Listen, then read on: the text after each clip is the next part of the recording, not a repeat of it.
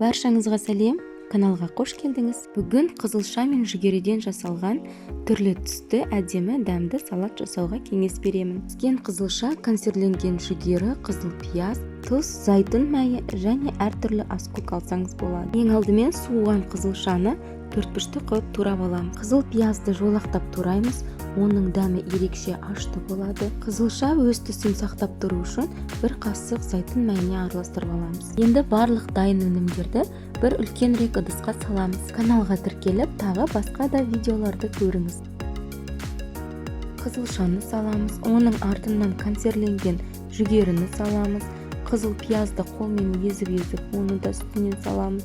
Өзіңіздің қалауыңыз бойынша әртүрлі аскөк алсаңыз болады, көбірек салсаңыз да болады. Оны қосамыз, дәміне қарай тұз саламыз да, тағы да бір ас қасық зайтун майын салып, жақсылап араластырамыз. Көлемі бойынша осындай тарелкеден 3 салат шығады. Видеоны соңына дейін көргеніңізге рахмет. Сау болыңыз.